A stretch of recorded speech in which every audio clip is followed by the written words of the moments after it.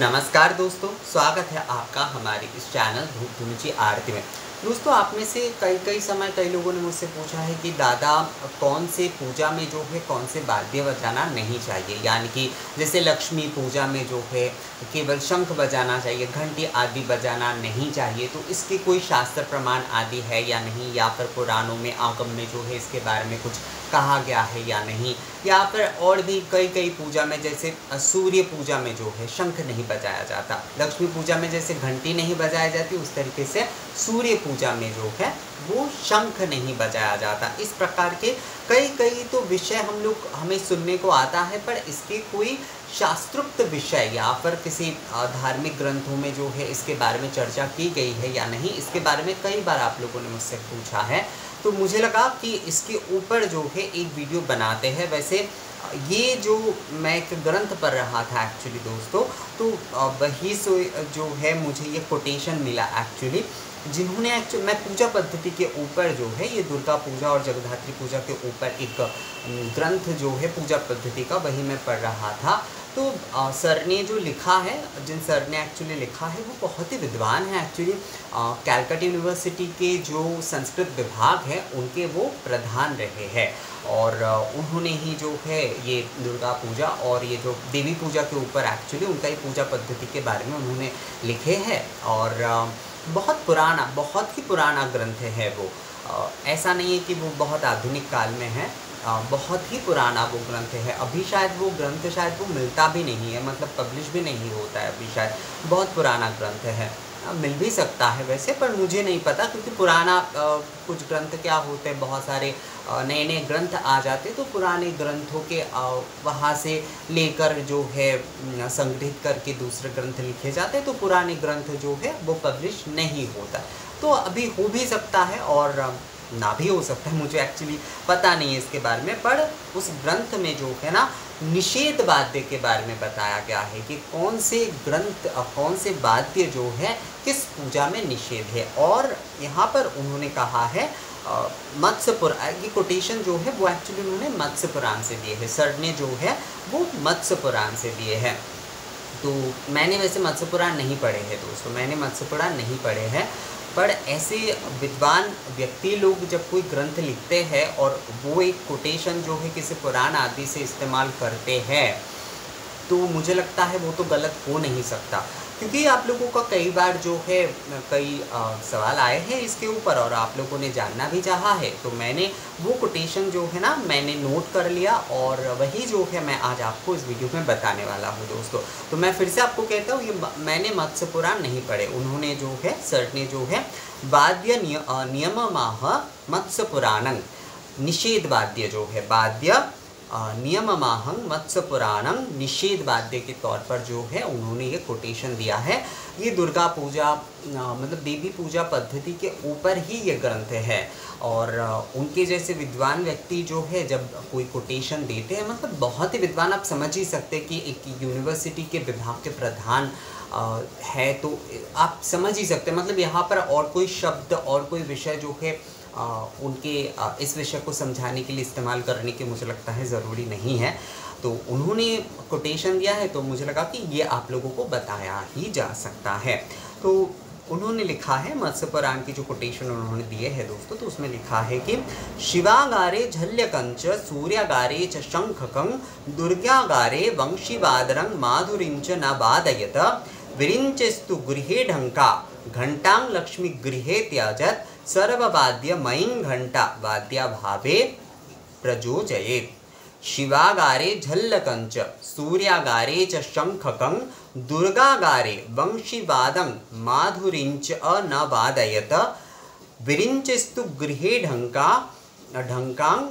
घंटां लक्ष्मी गृहे त्याजत सर्ववाद्य मयीं घंटा वाद्याभावे प्रयोजयेत्। अर्थात जो है शिव जी की पूजा में जो कान से निर्मित जो करताल होते हैं ना, वो नहीं बजाना चाहिए। सूर्य देव के पूजा में जो है शंख नहीं बजाना चाहिए। माँ दुर्गा के पूजा में जो है आपको बंसी और जो सहनाई है वो नहीं बजाना चाहिए। विरिंचिस्तु मतलब ब्रह्मा जी के पूजा में जो है ढाक नहीं बजाया जाता है। और माँ लक्ष्मी की पूजा में जो है घंटा को त्याग करना चाहिए, घंटा वाद्य को त्याग करना चाहिए। सर्ववाद्यमयी घंटा, घंटा सर्ववाद्यमयी होता है, दूसरे किसी भी प्रकार के वाद्य यंत्र अगर आपके पास नहीं है तो आप घंटा वाद्य के साथ ही जो है ना संपूर्ण पूजन कर सकते हैं। लक्ष्मी पूजा के एक्चुअली क्या होता है दोस्तों, ये जैसे कि पूर्वी भारत में तो वैसे ये मान्यता बहुत प्रचलित है कि जैसे कि दोनों बर्तन एक दूसरे से, घंटा क्या होता है, घंटा तभी बजता है, आप देखिएगा घंटा के भीतर का भी जो है धातु का है और घंटा भी तो पूर्ण धातु का बना होता है, तो बजने वाली वो जो विषय होता है वो भी मतलब दोनों धातु का एक दूसरे के साथ स्पर्श हो रहा है, तभी उसमें से घंटा वाद्य का आवाज़ आ रहा है। तो माँ लक्ष्मी को ना धातव चीज़ों की, ये जो कहते हैं वो कहते हैं कि एक बर्तन के साथ दूसरे बर्तन का इस प्रकार से जो है आवाज़ होने का मतलब वो कलेश का एक प्रकार का विषय होता है। तो इसलिए जो है माँ लक्ष्मी को बर्तनों के इस प्रकार के मतलब धातव चीज़ों के इस प्रकार के आवाज़, कलेश आदि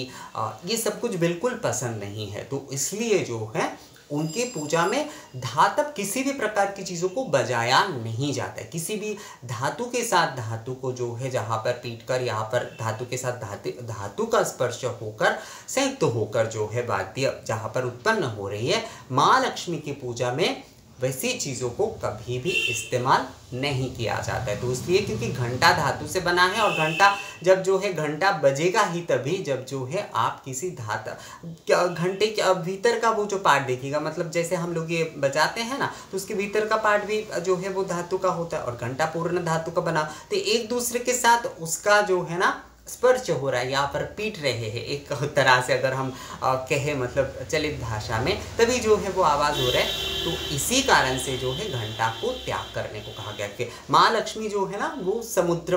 पुत्री है और समुद्र के जहाँ पर वो समुद्र गर्भ में बैठकर जहाँ पर वो नारायण के ध्यान करते, वो संपूर्ण एक शांत जगह है, वहाँ पर किसी भी प्रकार की कोई आवाज़ कोलाहल नहीं होती। इसलिए माँ लक्ष्मी उसी घर में विराजती है जहाँ पर किसी भी प्रकार का ऐसे कलेश नहीं होता।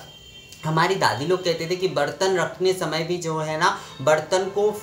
ऐसे संभाल के रखना चाहिए कि एक दूसरे के साथ आवाज़ नहीं होनी चाहिए, बर्तन गिरना नहीं चाहिए, इससे जो है ना माँ लक्ष्मी अप्रसन्न होते। अर्थात धातु के चीज़ों के ये जो एक दूसरे के साथ जो पीटने की या पर एक दूसरे के स्पर्श से जो आवाज़ होती है ना वो माँ लक्ष्मी को पसंद नहीं है। वो एक प्रकार से कलेश समान होता है, मतलब एक दूसरे से लड़ाई करने जैसा होता है, उसका प्रतीक होता है एक प्रकार से। तो इसलिए धातु के साथ धातु के आवाज़ जो है वो माँ लक्ष्मी को पसंद नहीं है, इसलिए घंटा वाद्य को त्याग करने के लिए कहा गया है। इस विषय को लेकर एक्चुअली ज़्यादा कंफ्यूजन है, बाकी चीज़ें तो समझ में आप लोगों को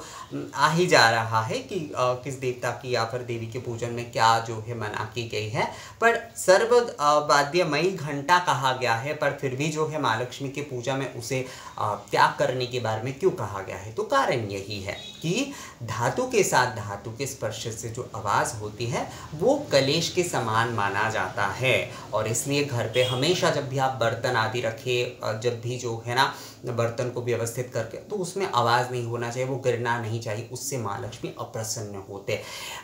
एक धातु के साथ दूसरे धातु के बर्तन का आवाज़ जो है ना वो कलेश का प्रतीक होता है, इसलिए दोनों धातु के चीज़ों के आवाज़ जो है माँ लक्ष्मी के पूजन में नहीं करना चाहिए। यही मूल कारण है कि सर्ववाद्यमयी घंटा होने के बाद भी जो है माँ लक्ष्मी के पूजन में जो है इस कारण से घंटा वाद्य को त्याग करने के लिए कहा गया है कि माँ लक्ष्मी जो है ना संपूर्ण शांति रखकर जो है माँ उसी घर में विराजती है जहाँ पर संपूर्ण शांति के साथ वो जो है श्री नारायण के ध्यान में मगन रह पाए और वहाँ पर जो है किसी भी प्रकार की कलेश आदि नहीं हो, आवाज़ आदि नहीं हो, सुगंध हो, मतलब कोई दुर्गंध ना हो, सुगंध से भरा हुआ हो, साफ सफाई हो, वहीं पर जो है ना माँ विराजती है। तो एक बार मैं फिर से पढ़ता हूँ दोस्तों, ये विषय जो है मैंने थोड़ा क्लियर इसलिए कर दिया क्योंकि यहाँ पर सर्ववाद्यमयी घंटा कहा जा रहा है और माँ लक्ष्मी की पूजा में घंटा जो है वो त्यागने के बारे में कहा जा रहा है। तो इसे लेकर थोड़ा कन्फ्यूजन शायद आप लोगों को हो सकता है, पर आप लोगों को शायद अब ये समझ में आ गया है कि सर्ववाद्यमयी होते हुए भी जो है लक्ष्मी पूजन में घंटा को क्यों त्यागने के लिए कहा जा रहा है मूल रूप से जो है। तो शिवागारे ए झल्लकंच सूर्यागारे च शंखकं दुर्गागारे वंशीवादं माधुरींच न वादयत विरिञ्चिस्तु गृहे ढंकां घंटां लक्ष्मीगृहे त्याजत सर्ववाद्यमयीं घंटा वाद्याभावे प्रयोजयेत्। शिवागारे झल्लकंच अर्थात करताल, सूर्यागारे च शंखकं शंख नहीं बजेगा, दुर्गागारे वंशीवादं माधुरींच न वादयत अर्थात दुर्गा भवन में जो है वंशी और जो शहनाई है वो नहीं बजेगा। विरिञ्चिस्तु गृहे ढंका ढाक जो है वो ब्रह्मा जी के पूजन में नहीं बजेगा। घंटांग लक्ष्मी गृहे त्याजत लक्ष्मी पूजा में जो है घंटा वाद्य को नहीं करना चाहिए। सर्ववाद्यमयीं घंटा वाद्याभावे प्रयोजयेत्। अगर आपके पास कोई और वाद्य नहीं, मान लीजिए दुर्गा पूजा में आपके पास ढाक नहीं है, दूसरे कोई भी और प्रकार के वाद्य नहीं है, बहुत सारे लोग सोचते हैं ना कि ढाक के बिना कैसे दुर्गा पूजा होगी, तो वहाँ पर केवल मात्र घंटा वाद्य करते हुए भी जो है ना आप संपूर्ण पूजा कर सकते हैं दोस्तों। घंटा जो है सर्ववाद्यमयी धनी तत्व का प्रतीक होता है। तो मुझे लगता है निषेध वाद्य क्या है दोस्तों वो आप लोगों को समझ में आ गया है। ये कोटेशन जैसे कि मैंने आपको बताया कि सर ने जो है मत्स्य पुराण से ये कोटेशन जो है उन्होंने अपने उस ग्रंथ में इस्तेमाल किए हैं। तो अब मुझे भी लगा कि आप लोगों को यही जो है एक बार बता देते हैं। वैसे मैं फिर से कहता हूँ मत्स्य पुराण जो है मैंने अलग से नहीं पढ़ा है, मैंने केवल सर के, क्योंकि देखिए ऐसी व्यक्ति जो है ना वो अपना जीवन जो है संपूर्ण इन्हीं चीज़ों में, इन्हीं सारी चीज़ों के शोध में बिताते हैं। तो वो अगर किसी भी प्रकार के कोटेशन इस्तेमाल करते हैं तो वो गलत कभी नहीं करेंगे। और